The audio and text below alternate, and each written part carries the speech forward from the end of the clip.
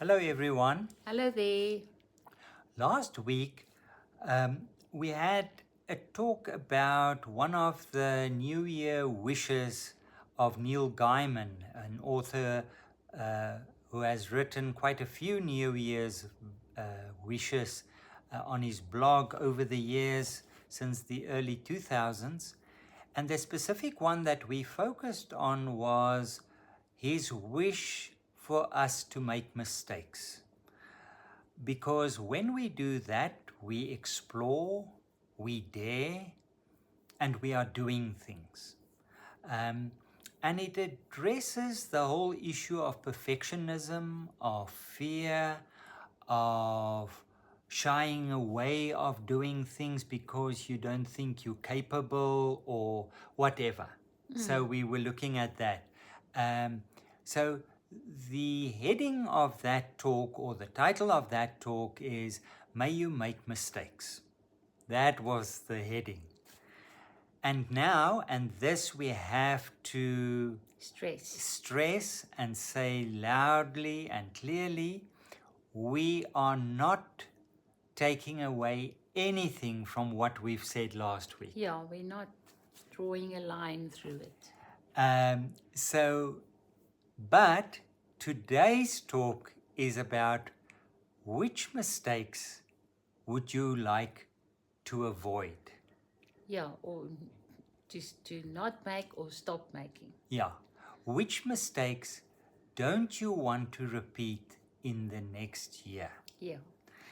And it's more about patterns and almost, And mistakes that you have made, yes, things that you have experienced and that you know is not life-giving yes, or is not productive or is not that you should have learned something from in Yeah. order not to make them again. So there should be growth from those mistakes that you've already made yes, and or have been or making. yes, and I don't think that it cancels Gaiman's thought, because Not I at all. think he's not saying keep on making mistakes even if you've or keep on making the same mistake. the same mistake. Yeah, That's so not we're what he's learning saying. from Yes, mistakes. yes. So Yeah. what did we learn from past mistakes? Yes, I think that's a better better approach.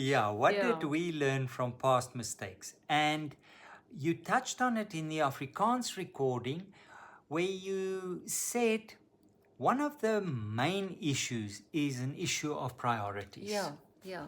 Where we give priority to things that do not deserve the priority. And in doing so, we actually neglect the things that should be getting the priority. We simply do not have the time for those things. And our whole life, the balance of our life, get out of sync. We don't get to things. We sort of move into a shallower space in our lives because of that. And one of the main things which I think we all struggle with nowadays is social media. Yes. Which gets way too much prominence and attention in our lives and time.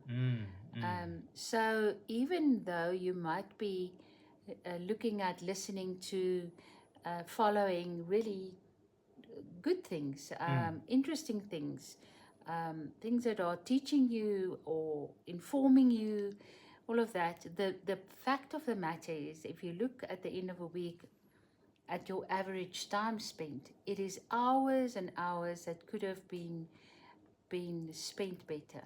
That could have gone to the things that you feel you don't have time for, but that is really important.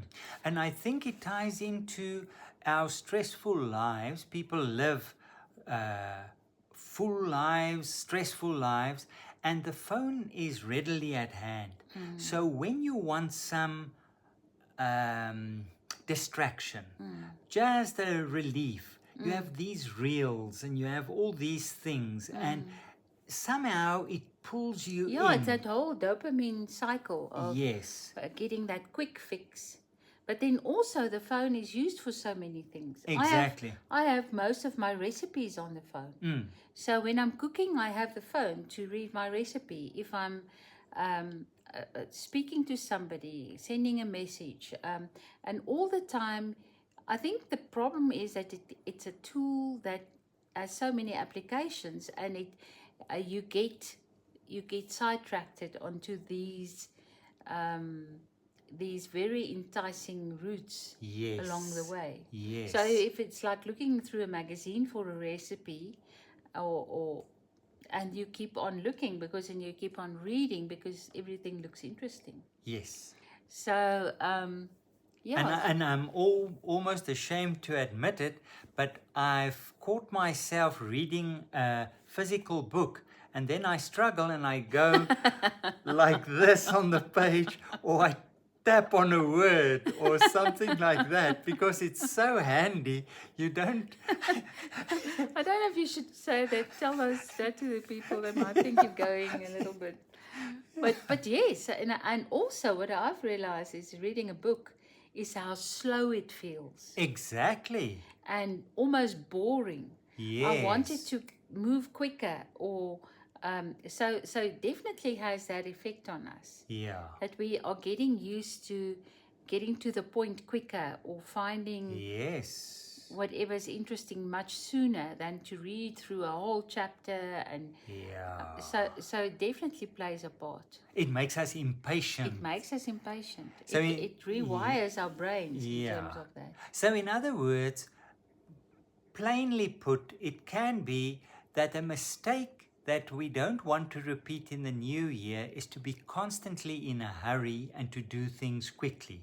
To Yes. sometimes do things slower. Yes. Yes. And sometimes don't have anything to do and having a white space, and then not filling it with anything on a phone or on a screen, but going for a walk, being in nature, something like that, or being creative, making something, doing something, visiting somebody. I mean, conversations are so important. So that's a major mistake.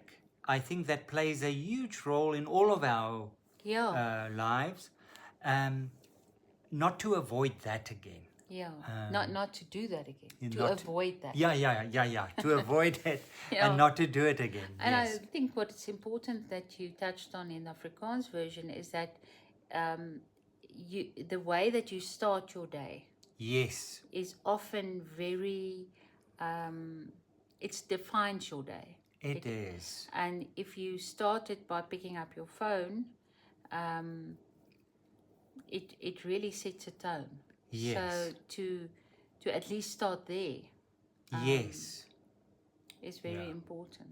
Yeah. It makes such a big difference, because I find that because I get up fairly early, and then I put on the kettle, and then I draw the curtains and I see what type of day it is, and to experience that. But then the cats need feeding and so on. So there's a little ritual around that. And it's somehow, it is a slower ritual. And I find that it helps, very helpful, yeah. Yeah. What else is there? It ties into what we were saying now, and that is the whole issue of doing things slower, but to really not to fill every open space with productivity in some form or the other. And to feel guilty when you're not doing it. And to feel guilty when you're not doing it. Because I think what really frustrates me is that we say we're going to rest, but then we do things that's not restful, and we say, yes, but it helps for this. I think it's important to rest and to give it the priority and to give that it should have. Exactly. Yeah. Exactly. And I think especially in our line of work and with our rhythms and the programs, is it often flows into, say, the evenings or into the weekends where people come on retreat mostly. So we often find that in the evenings when we should be having that white space, which would be good for us, we fill it with conversations about programs for a retreat, or doing admin, or preparing a program, or whatever, or all the other areas of our lives that we're busy with. So we're filling up every wake moment with work, and it does influence one in the sense that like James Finley says, we suffer from a depth deprivation. Yes. Because we don't have the time to go deeper, to go slower. Yes. And I think that for us is definitely a very big issue, and a difficult one to maneuver around. It's something that we fall into all the time. You can be at the start of a year and say, this year, no. But then by February, we're already in that. When the inquiries come through and you don't even proposals or whatever, before you know it, the calendar is almost full. So in actual fact, it's a constant process of discernment, and we would love to hear from you. We had lovely feedback on the previous one, especially around perfectionism and the fear of making mistakes. But we would love to have feedback, and in the meantime, things are going to pick up from next week, but keep your own rhythm in mind, and then we'll talk again next week. Keep well, everyone. Bye-bye. Bye.